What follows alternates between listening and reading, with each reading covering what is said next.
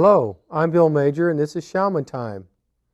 Another opportunity to invite you into the conversation and discussion and relax and take yourself to a place where you normally don't take much time to go, and that's just within yourself. To let go of the things that have been around you all day long and maybe throughout the week, however long it may have been since the last time you just decided to simply take a break.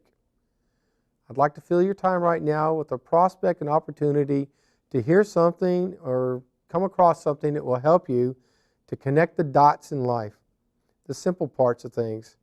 After all, it's not complex things that get in the way of what we do, but it's the simple things that we don't thread together that lead to issues and situations that become more difficult to handle and to manage in a way that keeps us from becoming overstimulated or excited or elevated.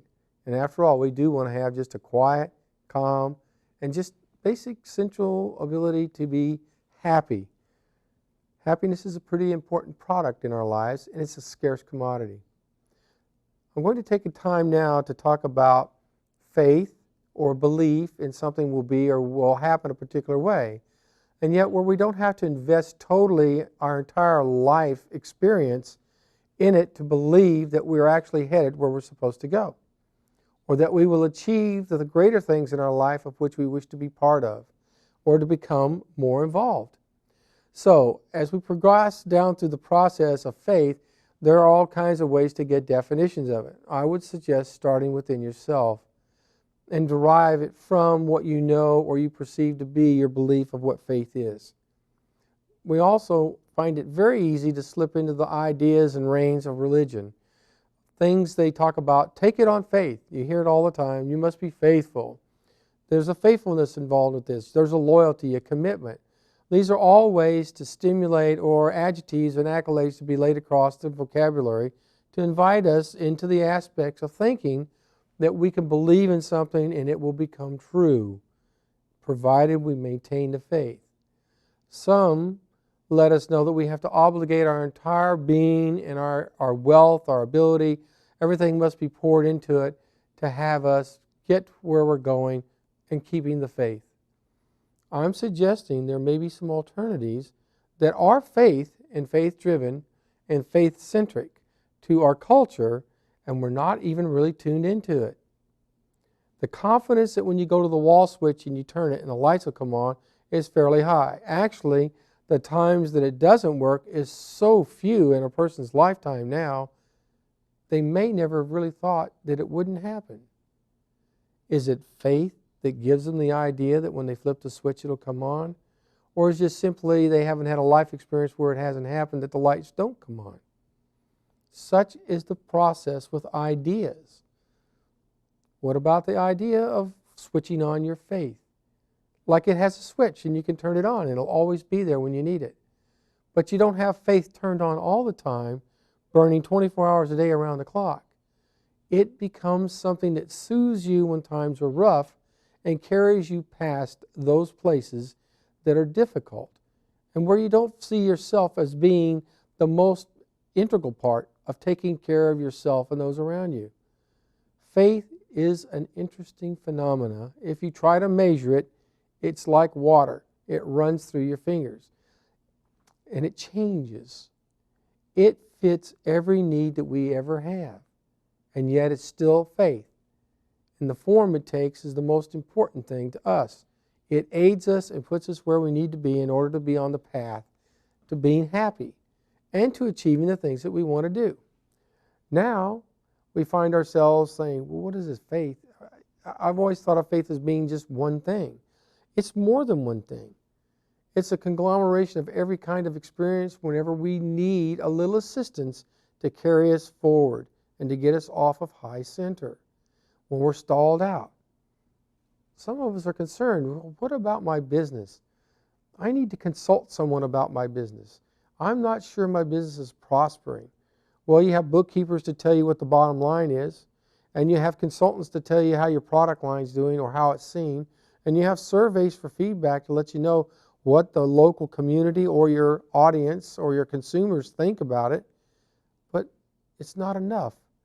There's still a nagging doubt inside ourselves about, well, what is going on with my business? Is it prospering? Is it really?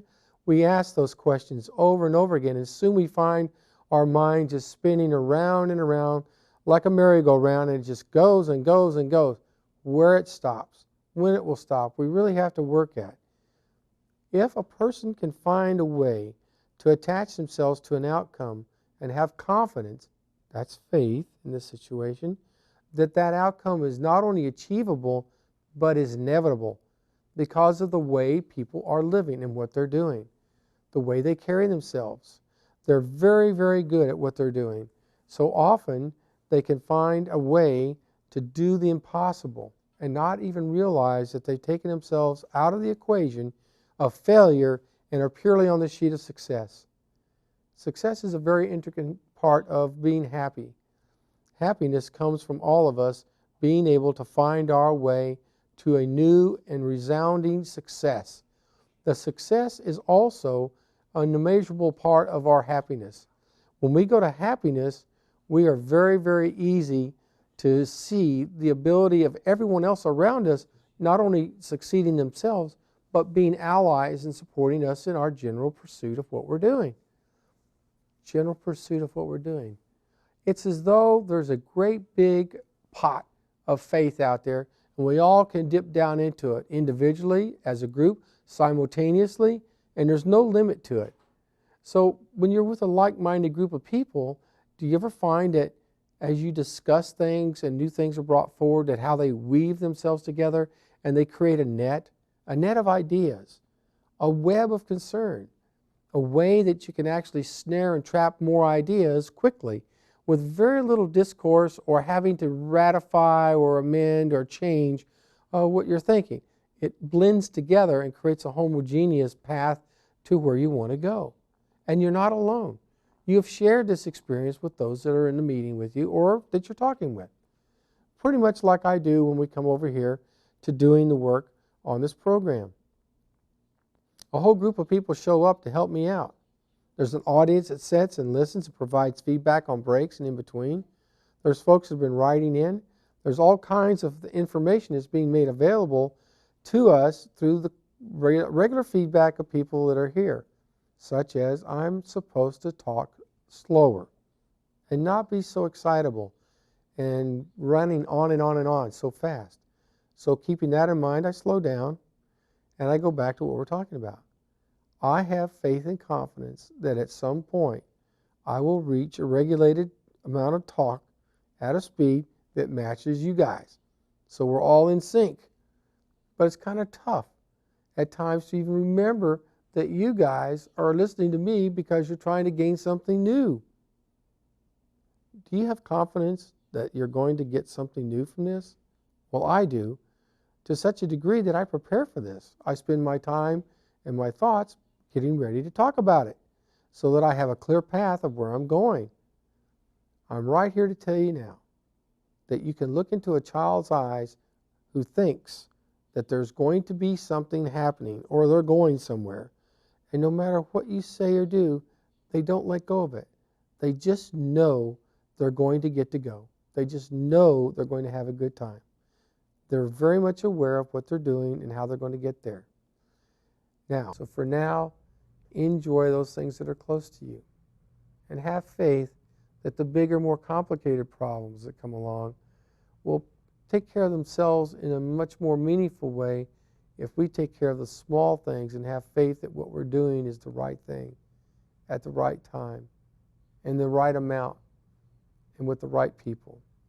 Well, I'm Bill Major and this is Shaman Time. I invite you to come around and see me some more about things that you might want to talk about. So send me a letter, or if you can, to get to a website and drop me a note so that I can see what's going on with yourselves. I'm looking forward to getting positive feedback from the audience to know how much is going on and when it's going to go on in the future. Tonight we're talking about faith. It's a very important and beneficial piece to our program. It helps us to carry ourselves past the rough spots. It's not every day that we can find ourselves without faith. We may in moments of desperation where our mind is frozen and overcome, with such complex issues that we don't know we have it. But that too shall pass. What's like today will not be like what it is tomorrow, nor the day after. And each day that we engage ourselves and we use faith as a proactive piece, we can find our way to becoming better and better in every way. And life is more richly rewarding to us and those around us as we continue to follow what we're doing in our day-to-day activities.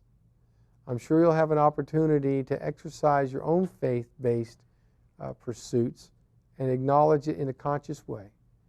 This is Shaman Time. I'm Bill Major, and I enjoy being here with you, and I do look forward to your feedback in the future, whichever way you can get it to me, letters, emails, or the web. Thank you very much, and I really appreciate all your time. And come on back. This is Shaman Time. Until next time, take a deep breath, relax, and enjoy. This is Shaman Time.